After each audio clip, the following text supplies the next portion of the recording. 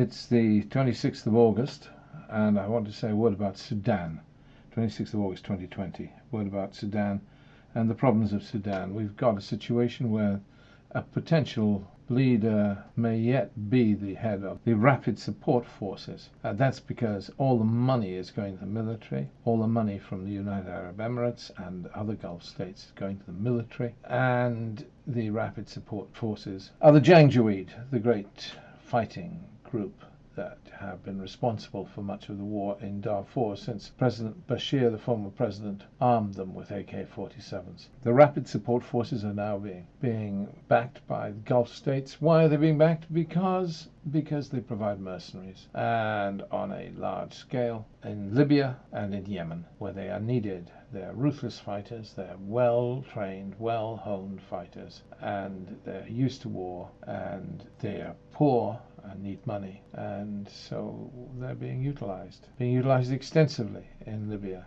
and in Yemen. Well, that's part of the issue, part of the problem. You have a prime minister in Sudan who is trying to install a democracy, Abdullah Hamdok. He's a good man, and has he got the strength to deal with the military? No, not by himself. And part of the problem is that there is no other money coming into the country. The oil price has fallen through the floor.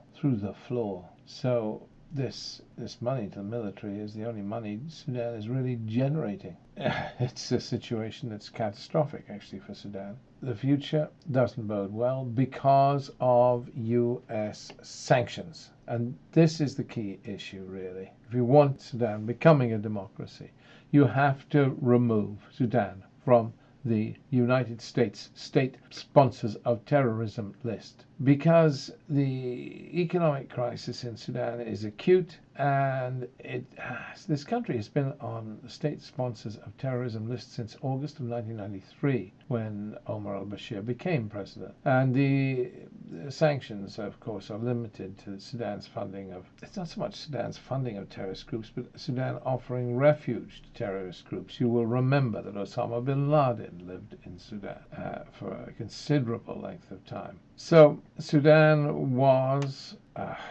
yes, it was, in that sense, a sponsor of terrorism. Didn't have to give money. It couldn't give money. It got money from rich Arab donors, but it gave a refuge to terrorists, to some of the worst terrorists ever seen on the face of the earth. And Abdullah Hamdok, what can he do?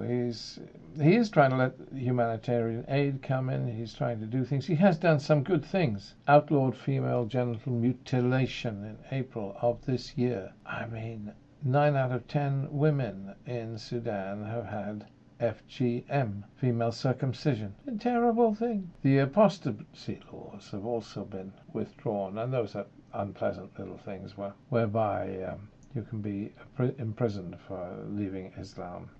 Yes, okay, Islamic law, but we live in a world in which the legal systems of nations have not got to be religiously defined, else what will we be in a country like Britain?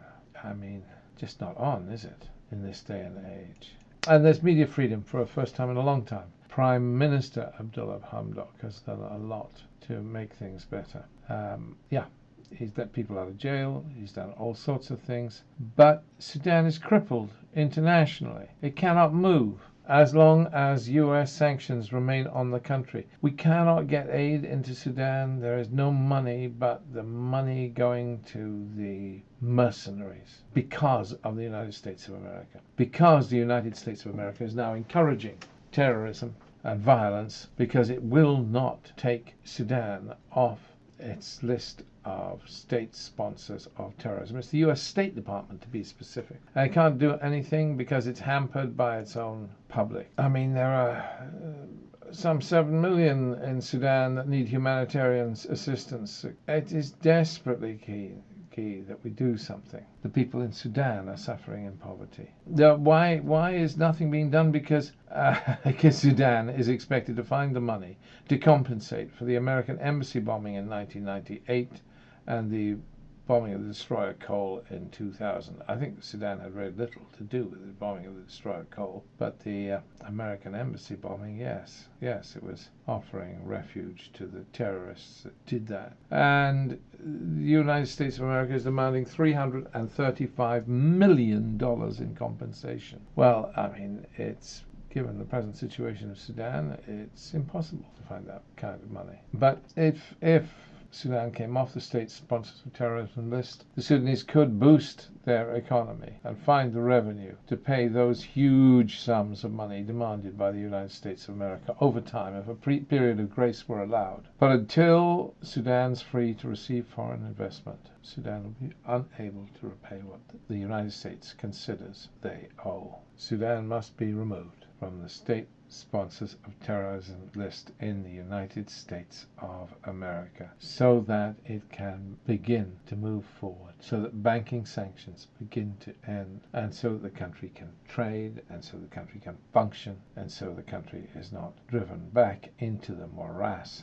having only just found its freedom. This needs to be done. This needs to be done right quickly. America is dragging its feet because it is paralyzed by this election. Well, it's not good enough. Pull your socks up, USA. Pull your socks up. Time to act, and act now. And if you are so crippled that you cannot move an inch, that your entire body politics is paralyzed by this election and will remain paralyzed until the new president takes office, or Trump takes office again in January of next year, then move blooming quick then. You are too slow, and people suffer, and you are wrong to take this length of time. We need action fast, and the USA must deliver it. Okay, thank you.